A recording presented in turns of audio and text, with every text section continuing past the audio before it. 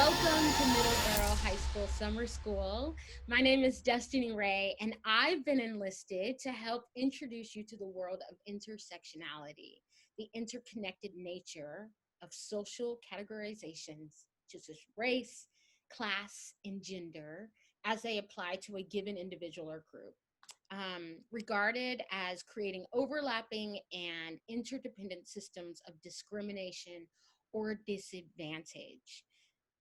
We're specifically talking about the intersection of being trans, Black, and a woman. We ask you to take a deep breath with us and take in what Miss L. Morgan Lee has to say to us today. Ready? Let's go. L. Morgan Lee is quickly establishing herself as an actress to keep an eye on. Her performance in the Pulitzer Prize-winning musical A Strange Loop garnered her an Obie Award, a Lortel Award nomination for Outstanding Featured Actress in a Musical. And it also gave L. Morgan the distinction of being the first openly trans actor to originate a role in a Pulitzer Prize award-winning show. She is dedicated to being a part of new work that gives voice to marginalized groups, as well as reimagining the classics. Welcome, Miss L. Morgan Lee. Thank you. Your bio is just packed and loaded with just exciting news. It's like a siren of change and opportunity and hope. I read it over and over again. So thank you for being here. Of course. I'm Destinee Rea, and let's hop in. Tell us a little bit about yourself and when you fell in love with this art. Oh, when I fell in love with theater. I'm from Maryland originally, born and raised, and I've been acting since, I could say as early as nursery school. So I have been I think it was just something, storytelling has just been sort of something that's always been ingrained in me. It's just in my blood. So it only made sense that, I think originally the dream has actually been to be on TV and in film. But it's that situation of when people realize that you sing in schools, you immediately get swiped up into, oh, musical theater. So musical theater has been sort of the primary focus, and now I'm starting to veer back towards the TV film situation, just because they're so much further along in terms of visibility and challenging some of the tropes that all of us sort of have to battle against. Totally. It's like I look over there across the country at in California, and I say that because they're the mecca of TV film, but yeah, it's like they are making strides over there. The things I'm seeing on TV are just incredible, and it makes me wonder why we are so far behind over here in New York. Why are we so far behind? Yeah, I feel like it's also a matter of the projects are so much shorter in time frame. So the risk element, which I've been talking about a lot lately, it's crazy that marginalized groups, our experiences are seen as risks. And I was like, it's one of those things that I'm like, I really want people to sit with this idea that you're telling someone that their life is a risk for you to tell. You're telling us that our lives are a risk to share. Our experiences, our love, our jobs, our passion, our hurt, our pain. These are all risks for people to see, because clearly no one would relate to them. It just makes me, this morning actually on Instagram, I was having Devin Elau, who was in Miss Saigon, was having like a little bit of a spiral of like stream of thought on his Instagram story. And we ended up going back and forth in the DMs about like what he was talking about. And like one of the things he was saying was, all of these things are risks if we are the ones in the position to lead the narrative. But if the narrative is being led by, white society, whiteness, suddenly it's okay. We get, Once on This Island, and we get, Miss Saigon, and we get all these projects where it's okay to see us through the eyes of a white writer, but it's a risk to see ourselves through our own eyes. And like, one of my questions became like, what are you so afraid of? Is it this inherent fear of seeing yourself through our eyes, seeing who you are as a society through our eyes? When the reality is, we're not even thinking about you. like when the reality is it's not about you.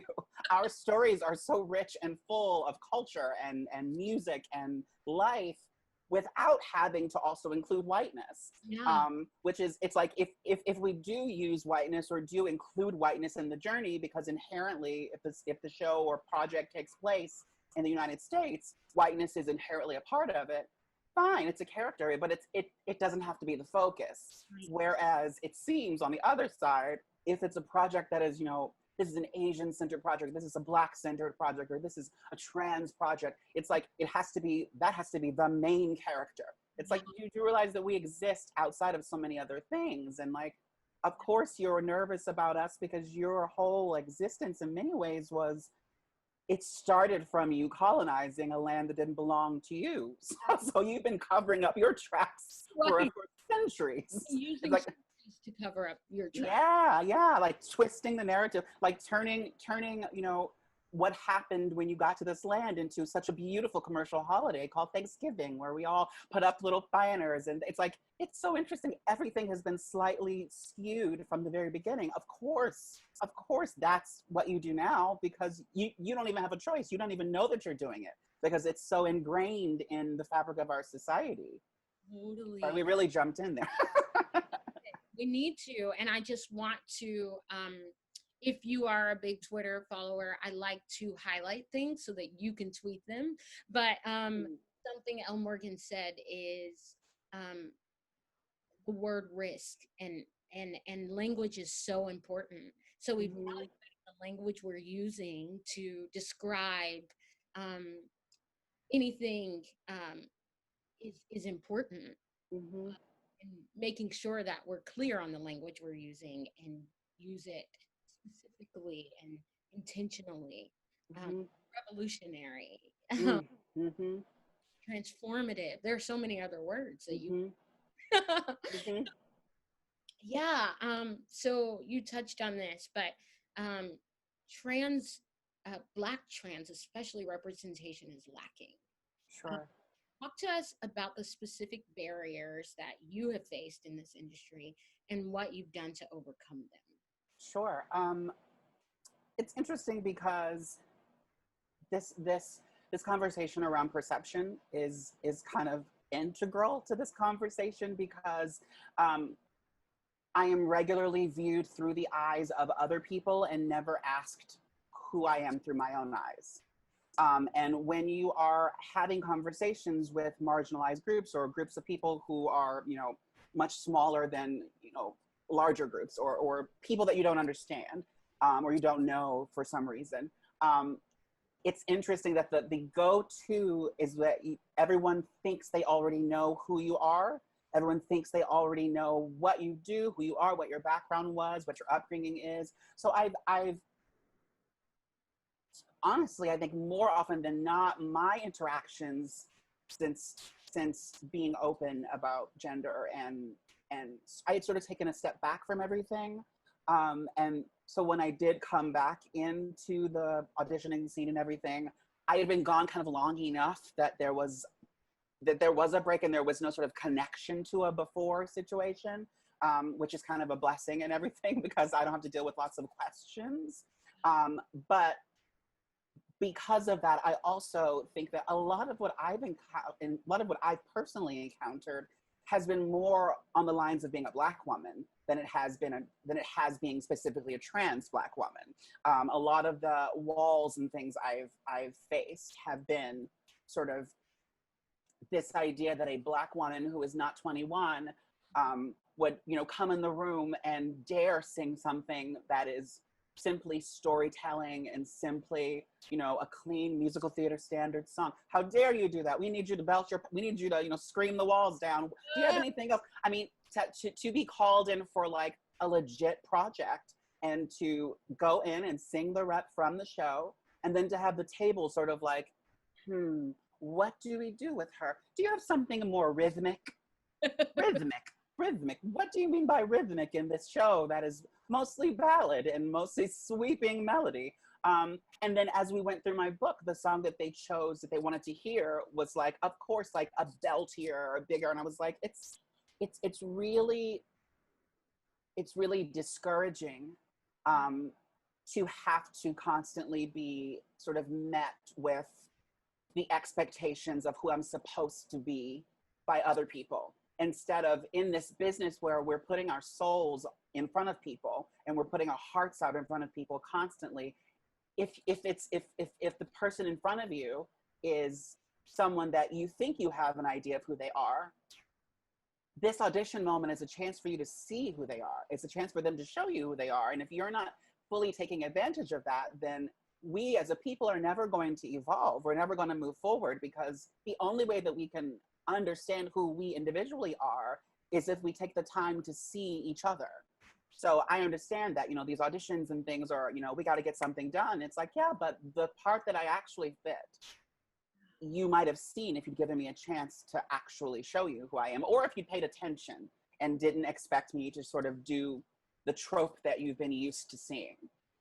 So that's one of the things I've really been dealing with a lot. And on top of that, it has actually been the sort of societal situation of the trans versus cis sort of conversations that really need to be had, and I think are it's one of those things where I think that the intersections of being a Black woman, period, are so full and so aligned with so much hurt and so much mistreatment, and Black women constantly have things taken away from us.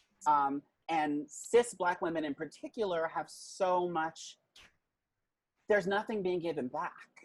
So these conversations where right now in social media right now, for instance, there is a lot of conversations being had about Black trans women, being in the spaces of cis trans women, and what does that look like, and should Black trans women be allowed in spaces with cis women?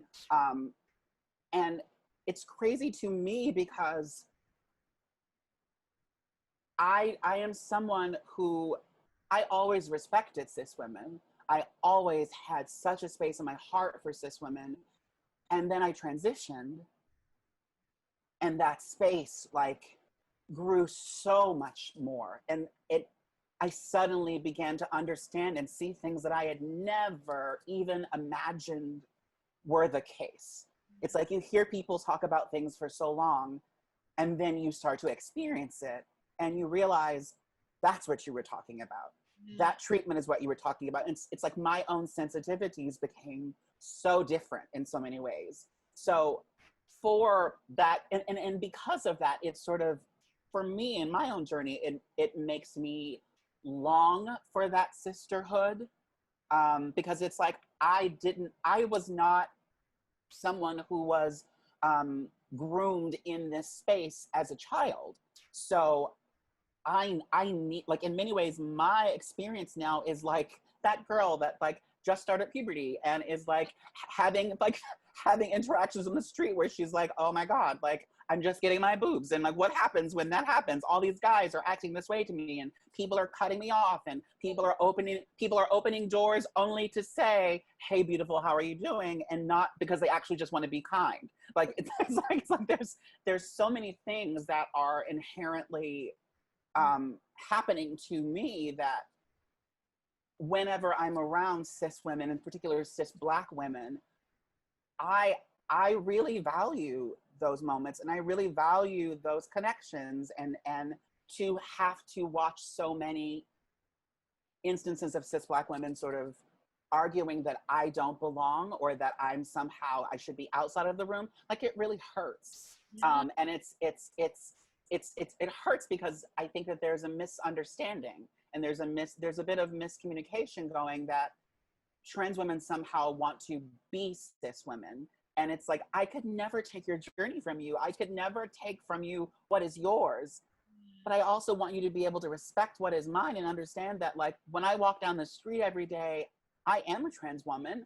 But when I walk down the street every day, the world is viewing me just as a Black woman, period. So the stuff that I'm experiencing is greatly the things that you also experience. And the things that I want to be able to battle and take down are for all of us. It's not for just, you know, my agenda is not about trans women. My agenda is helping to amplify Black women's voices and help Black women be seen through a larger lens than we are. So, I mean, a lot of what I've faced has been really as a result of that. And like, really, like lately, that's been something that's been sort of the most, it's hard because it's something that I understand why there's a resistance, and I understand why there are questions, and I get it on so many levels. But it's like, I just wish that people would actually be able to take a moment to like see the person standing next to you. And I understand. And the thing is, the argument so often is Black women are always asked to respect everybody and to see everybody and to nurture and take care of everybody. So why this group? And it's like, well, because we're your sisters. Yeah. It's like what are you gonna do? We're not going anywhere. We're always gonna be here. And like, and I don't want you to think that you have to get off of your platform to join mine. It's like, understand that like I'm fighting on my platform, and because of how I'm viewed in society and in the world, I'm also fighting for your platform. It's like we're looking for the same thing at the end of the day. We're looking for the same freedom at the end of the day. Wow. Yeah, I mean, so there's lots of things. There was like a Broadway pass the mic situation that was happening, and like, it's like when I see these are the things I'm actually actually dealing with, is that I can have conversations that are really like meaningful and wonderful with Black cis women, because I'm not saying it's all by any means, but like I can have conversations with Black cis women and be just encouraged and feel like so full of love and full of light, and like there's a chance and there's hope. And then things like Pass the Mic happen, where it's specifically geared towards, you know, Black women, you know, getting the mic passed to them by white women and using those platforms and having voices, and to not see anybody on the list that is not cis, and then to be approached about it by a white woman, to have like a white woman be the one that reaches out to me and says, I know this thing is going on, and I really want, you've been in my heart lately, and I really want to pass my mic to you if you're willing to take it. And for me to go, that's like, I got really emotional when this was Julia Murney reached out and like said that, and I was really touched, and like inside also kind of hurt, because I was like, thank you, Julia. This would have meant so much more, even if it had been one of my sisters who had wanted to organize this. And then to see like it happen, to see, you know, someone make a comment about, you know, someone else joining on and saying, oh my God, I missed out on our Black sisters, on our trans girls, I missed out on our Black sisters. And I want to make sure that we understand that, you know, don't say Black Lives Matter if you don't also mean the Black trans lives matter, and like all the right, like, you know, sort of fixing it and making sure that that's clear to folks, only to see like after it's over, there be an announcement about Pass the Mic, and then my name to be left off of the list again. And then to see the event happen again, and just again, no trans women or no one else. And it's like it really, it's frustrating, because it's like, I'm not someone that's going to beg and plead and scream to be in a room. But it's like, the reality is I'm not asking for permission. I'm already in the room. I don't have a choice. I'm already in the room. Like I can't do anything about it at this point. Like, that is just how my experience is going. So it hurts to be sitting in the corner of the room and not being talked to. It hurts to be like nervous about who walks up to you, because you're not sure who's actually there to like get to know you and to want to see you. And it can be very lonely, and sort of upsetting when the ones who continue to acknowledge you and see you and foster love into you and give you light are all white women, in a time when we are having conversations about Blackness and our unity, and that Black voices are unified, and it's like, yeah, but like, how can I passionately fight the way I want to for all of us when I'm not even seen in the room? And it's not me being selfish to feel hurt by it. So it's like such a larger conversation than we can have in this chat, but it's one that like really affects me, and I don't know, like, I don't know what to do other than to try to find ways to have conversations like this about the problem, and to have conversations on my own, and to have conversations sort of to continue to put love in, because there's always, look, the reality is there's always going to be some person that comes bombarding through the door saying, you're going to do this and you're going to do that. There's always going to be somebody inappropriate who maybe should be sat down and someone should have a talk with them. There's always going to be someone that lives up to all of the things that I think so many cis women are afraid of and nervous about. There's always going to be that person that fits the bill, but to understand that it's not all of us are not trying to step on anybody's shoes. We just want to live. We just want to be able to be, you know, seen, and the roles, when it comes to theater, it's like this situation where there's only so many roles available to Black women, period. Yeah. But to understand that, like, quite frankly, more often than not, I'm not wanting to go to those auditions because I want a different role in the show. It's like chances are with me is that, like, I didn't want to do cleaning women because I want to do Just a Housewife. And I want to make space so that we can all do Just a Housewife. So that we don't get just limited to being the maid or the 11 o'clock number. It's like, there are so many, what did Niecy Nash say? There are so many more notes to be played. And I think that, like, I want to be a part of the change that helps us to get to play those notes and to knock the walls down to play those notes. Because if I can get through, that's making room for somebody else to come in too. And that person doesn't have to be trans necessarily. That person is just someone that's a woman. And I think, to me, that's what's important. I mean, Strange Loop is a great example of that. It's that A Strange Loop is a track that she's a woman. So if I am not, for some reason, if I'm not there, that's a track for a Black woman now that's open, that a trans woman started. So it's like there's space. Like, I'm not trying to take away. I'm trying to give. I'm trying to, like, help us. Totally. Absolutely. That is so thank you for your vulnerability and your transparency, because I think in especially in this time, to have vulnerable conversations takes so much courage. To say, do better, takes so much courage. And so I appreciate that. We need it. Especially cis Black women, please go read Brittany Cooper's Eloquent Rage. She does such a nice, incredible job of calling cis Black women out. Oh, I need to read this. Yeah, on exclusion and how it does not help the larger fight. So highly recommend that. You said something that really stuck with me and really moved me in talking about the last question, and it was, I just want people to actually know who I am. And so I want to ask you, Elle Morgan, who are you? Oof. I am messy, and this got really emotional all of a sudden.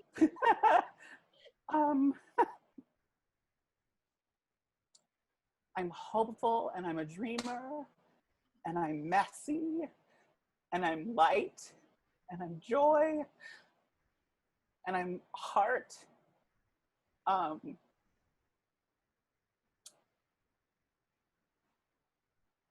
And I want us to see each other, because that's the only way that we can know who we are. I mean, for me, that is the thing that's one of my missions, is to try to shed light on the people around me. Because if I don't see you, then I don't know who I am. I don't know how I fit into the world if I can't have those conversations with you and see you clearly. And so I'm someone that, like, really would thrive off of the same grace. Yeah. I've never actually like put those things into words that way. So And now they're documented. now they're on the Be More Chill Instagram page. Back to it. Yeah, I want to do and be better, Elle Morgan, and know that I can do and be better. So I am grateful for your grace, your love and generosity in this moment. It's a grace and truth conversation I think is required in change. And you have both, and it comes out in everything that you have said today. Thank you. And the grace. And so thank you for that again. Yeah, so I want to we are committed to making sure that people walk away with like full resources of who they can be following, what they can be listening to, who are some Black women that you are listening to and following right now, and that you want to amplify their voice. Yeah, I'm obsessed with Fort Harriet right now. On so many layers, because that conversation I was talking about, the sort of cis trans situation for Harriet, sort of jumped into it and has some really great things to say. And then I've just sort of been following her for a bit and really like her platform. It's like you can agree or disagree with some things she says, but like the platform is like dope and exactly the kind of energy we need to be putting out there more. Someone else to follow who is recently getting a lot of voice, Ian Field Stewart is someone that I adore, who they are an actor and an activist, and definitely like a voice that is important for folks to hear. And again, I think all the people I say, it's like sometimes you agree, sometimes you disagree, sometimes you have things, but like these are voices that you need to hear. They're people that I think help you see things in a more clear way in a lot of ways. There's a girl named Hope Disguised on Instagram that is a trans woman that I've recently started following that I think is like really interesting. Miss Morgan Siobhan Green is somebody that everyone needs to follow. Yeah, she's someone that's really just is another person that just really is it's just everything that we like need to be. I feel like she's someone that's doing the work in ways that they aren't public. Yeah.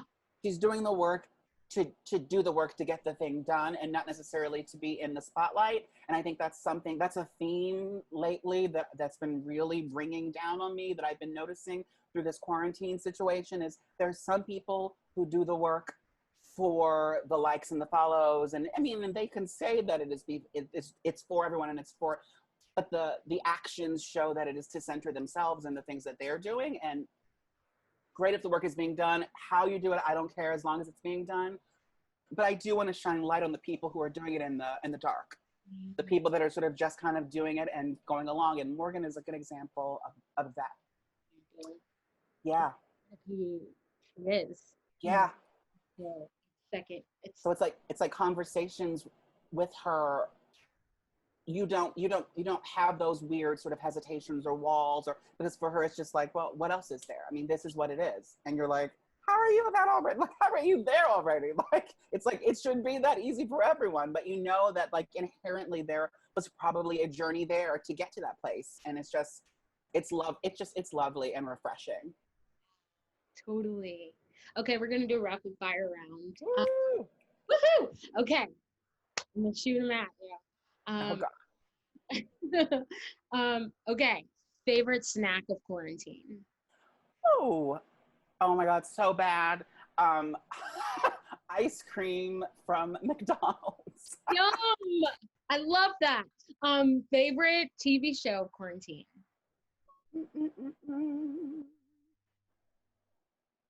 This is, ooh.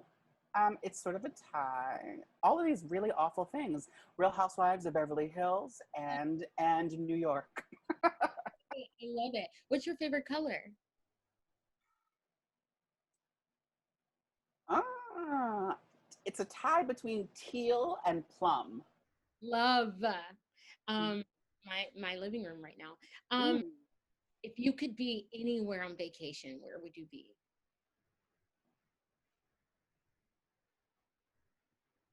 Turks and Caicos, Ooh, because I've never been.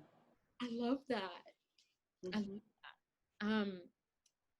One quote that sticks with you. She needed a hero, so that's what she became. Oh my goodness. She needed a hero, so that's what she became. Get it tattooed. That's like a it's a self, like it's a mantra. Yes, I love it. Um, Thank you so much for your time and just showing up. Of Um, course. I'm grateful for you, El Morgan. And you said, you know, when you were talking about being the girl that's going through puberty, to be that friend that holds your hand and that. So you're not getting rid of me. But thank you, and thank you to Morgan, Siobhan Green, Morgan. for creating the space um, on the Be More Chill platform. There will be more, but this is your summer session. Have a good one.